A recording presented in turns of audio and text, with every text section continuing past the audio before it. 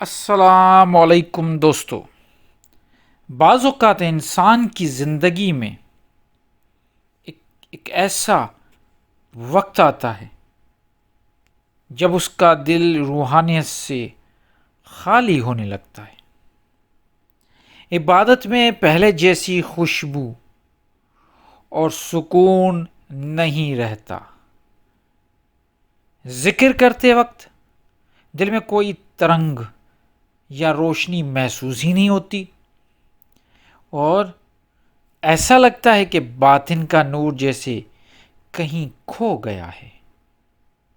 اس حالت کو تصوف میں روحانی خشکی کہا جاتا ہے۔ لیکن سوال یہ ہے کہ جب روحانیت چلی جائے تو اسے دوبارہ واپس کیسے لایا جا سکتا ہے؟ تو اگر آپ چاہتے ہیں کہ اس کے بارے میں آپ کو ڈیٹیل میں معلوم ہو تو آج کی اس ویڈیو میں ہم تصوف، قرآن اور اولیاء اللہ کی تعلیمات سے ان 4 باطن مراحل کو سمجھیں گے جو آپ کے اندر بجھی ہوئی شمع کو دوبارہ روشن کر سکتا ہے۔ ویڈیو کو اسکپ مت کیجیے گا، کنٹینیوسلی دیکھنے سے بات واضح ہوگی۔ تو چلیے شروع کرتے ہیں۔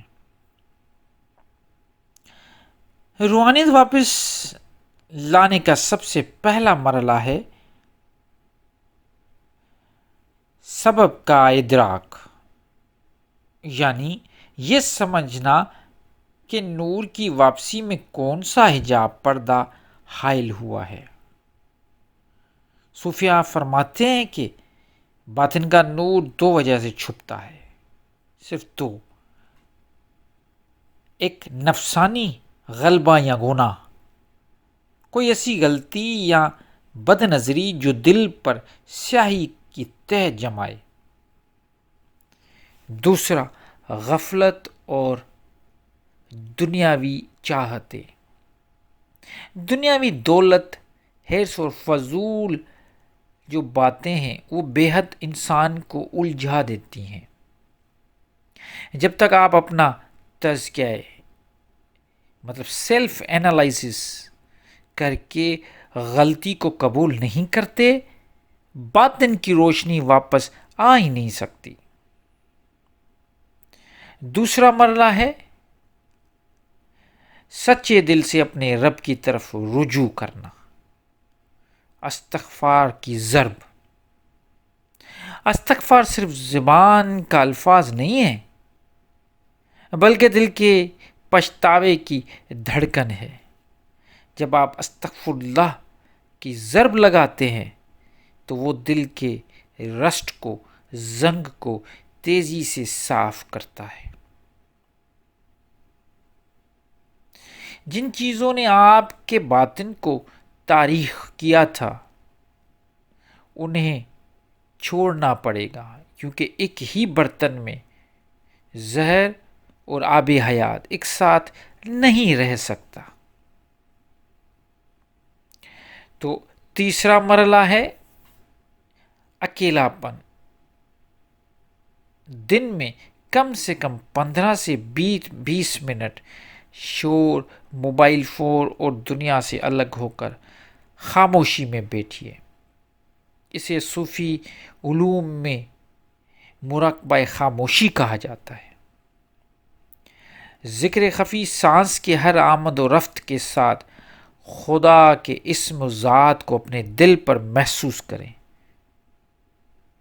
یہ خاموش ذکر باطن کے بجھے ہوئے مراکز، لطائف کو بھی دوبارہ بیدار کرتا ہے، کیونکہ اصل جب انسان کی روحانیت چلی جاتی ہے تو سب سے جو بڑا مسئلہ درپیش آتا ہے وہ یہی ہوتا ہے کہ اس کا جو روحانی مراکز ہے، جو اس نے بڑی کوشش کر کے، ریاضت کر کے، یا پھر اللہ کی طرف سے ایک انعام اس کو ملا تھا جسے ہم لطائف کہتے ہیں، سارے 6 کے 6 یا 7 لطائف اس کے ایکٹیو ہوتے ہیں، لیکن جب روحانیت چھن جاتی ہے تو وہ لطائف بھی واپس چلے جاتے ہیں۔ چوتھا اور سب سے زور اثر مرحلہ ہے درود شریف۔ تصوف کے تمام سلاسل اس بات پر متفق ہیں کہ جب انسان کا دل روحانی طور پر سخت یا خشک ہو جائے تو درود پاک وہ واحد وسیلہ ہے جو بنا کسی شرط کے قبول ہوتا ہے۔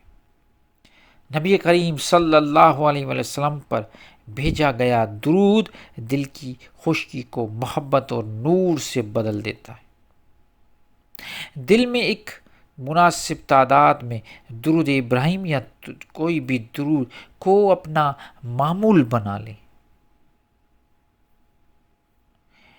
یہاں ایک بہت بڑا راز سمجھنے کی بات ہے۔ بعض اوقات اللہ تعالیٰ خود بندہ مومن پر اسپرچل ڈرائنس، ایک خشکی طاری کرتا ہے تاکہ اس کی آزمائش کرے۔ اللہ دیکھنا چاہتا ہے کہ کیا میرا بندہ صرف روحانی جو فلیور ہے کے لیے عبادت کرتا ہے یا میری ذات کے لیے۔ اگر آپ کو روحانی سکون نہ بھی محسوس ہو تب بھی اپنی عبادت اور ذکر کو مت چھوڑیے۔ یہی استقامت ہی آپ کو روحانیت کے پہلے سے اعلیٰ مقام پر لے جائے گی۔ دوستو، روحانیت کہیں غائب نہیں ہوتی، یہ ہمارے ذہن کی باتیں ہیں کہ روحانیت چلی گئی، اب واپس کیسے لائیں۔ وہ ساری چیزیں موجود ہوتی ہے، لیکن پھر ایک مرتبہ آگے سے ایک پردہ آ جاتا ہے، اور وہ اصل جو پردہ سامنے آتا ہے وہ آزمائش کا پردہ ہے۔ وہ انسان سمجھ نہیں پاتا، انسان صرف اس لذت میں زندگی گزار دیتا ہے کہ شاید روحانیت کا یہ جو ایک خاص مزہ ہے یا لذت ہے، صرف اس میں ڈبکی مارنے سے انسان کے سب کچھ حاصل ہو جاتا ہے، یا پھر اللہ تعالیٰ ساری چیزیں ایک مرتبہ پھر اپنے پاس رکھ کر اس بندے سے وہ ساری روحانیت کی چیزیں تھوڑی پردے کے پیچھے رکھ کے آزماتا ہے۔ وہ صرف آپ کے باطن کے پردوں کے پیچھے چھپ جاتی ہے روحانیت۔